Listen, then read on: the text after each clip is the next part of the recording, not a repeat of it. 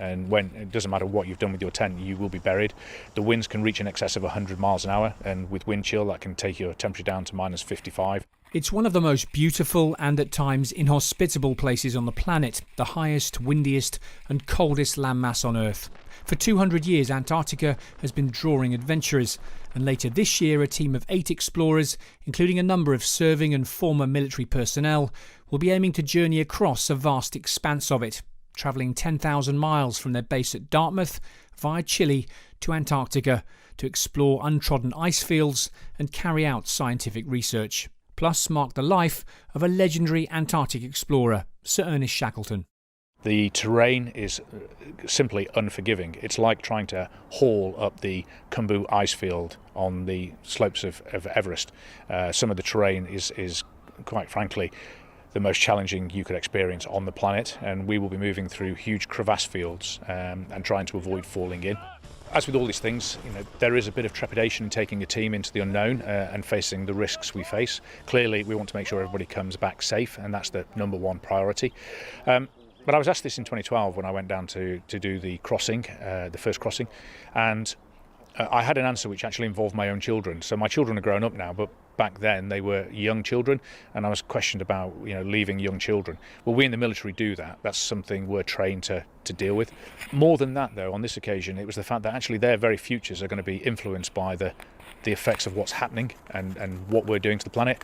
So it's important we understand what we're doing to the planet. So it's critical to them and their children in turn as to what we do about what we're doing with the planet in order to make it a better place for them in the long term.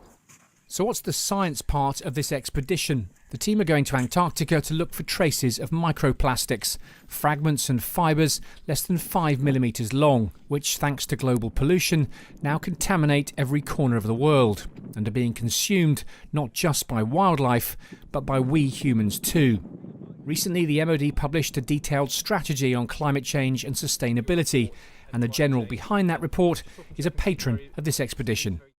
The fear is that too much microplastics affects our abilities to digest because it doesn't break down. So actually, it's like eating plastic in some respects. Tiny, tiny, tiny bits of it, which we don't notice, but it can't be doing us any good. So understanding how much of the world is covered in microplastics. So a project was done by a university we're linked up with on Everest, finding microplastics at the top of Everest. Finding microplastics in Antarctica is what we're looking to do. How much is there and how much of a concern should we have about it?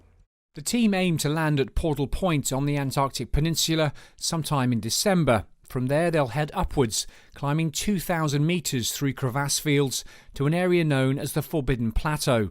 They'll then attempt to navigate their way down to Foyne Point on the east coast of the peninsula, probably via the Evans Glacier. Here they'll carry out repairs to a GPS transmitter, which helps record the movement of bedrock, an indication of how much ice is melting due to global warming. At Foyne Point they'll also hold a special ceremony, toasting the life of Sir Ernest Shackleton at a spot overlooking the Weddell Sea and the site of his famous endurance expedition of 1915. With the outward leg complete, they'll start their return journey, hauling their sleds back across the Forbidden Plateau to Portal Point, undertaking more scientific research along the way, a gruelling round trip of around 300 kilometres.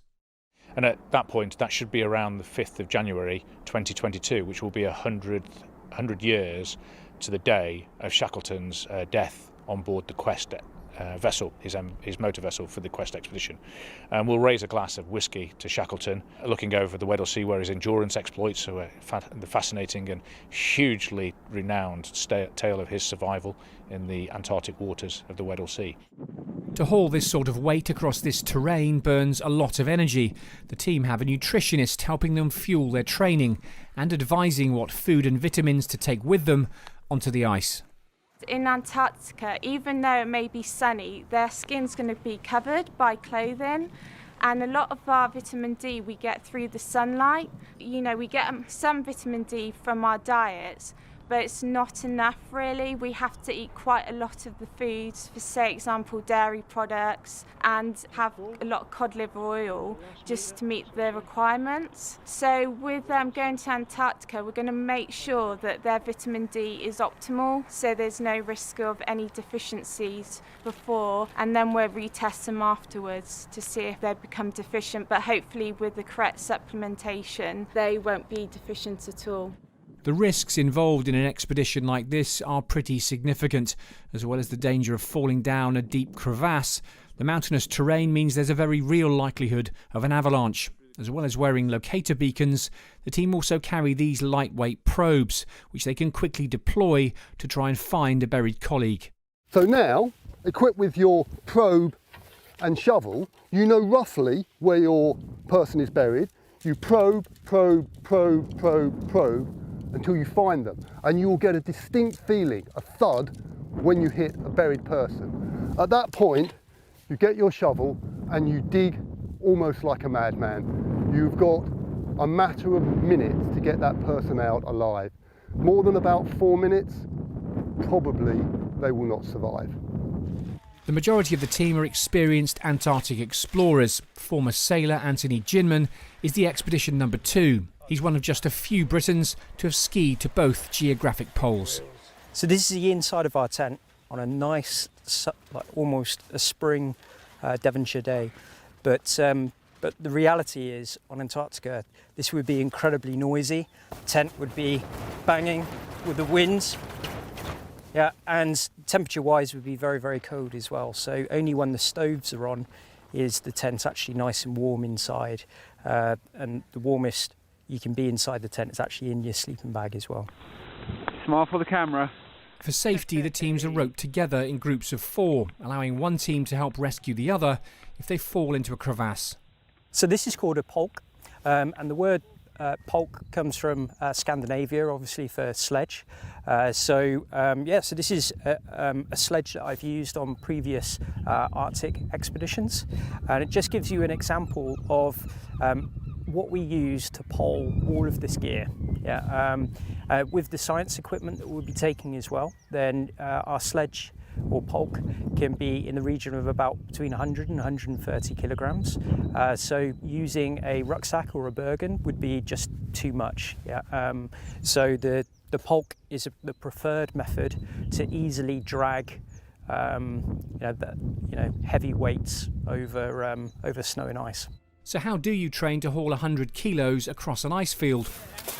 Well, here in Devon, you have to improvise and head to the beach, in this case Slapton Sands, as Richard Simpson, a former signaller, showed me. We're simulating using these tyres of pulling the polks across the Antarctic Peninsula for around about 280 kilometres. Yeah, how many hours a day are you expecting to be doing this for? Yeah, well, I'm expecting at least 12 hours a day. Wow. Experience counts an awful lot, and that's why the expedition lead has chosen the people that he has done for the experience. Have you had a good breakfast? I have. Good, because it's your turn next. There you go, leading from the hips. Good. Man alive. Okay, so the poles that you got in your hand, Yeah. try using it as like 2 handrails. So sticking them both at the same time and leaning forward. Get your poles a little bit more forward. The sun will be setting soon. Keep going. Doing a fine job. This is amazing. You make this look really hard. Well done. Simon Newton, Forces News, Slapton Sands in Devon. How are you feeling? Come to Dartmouth, they said. If you enjoyed this video, don't forget to like and subscribe to our channel.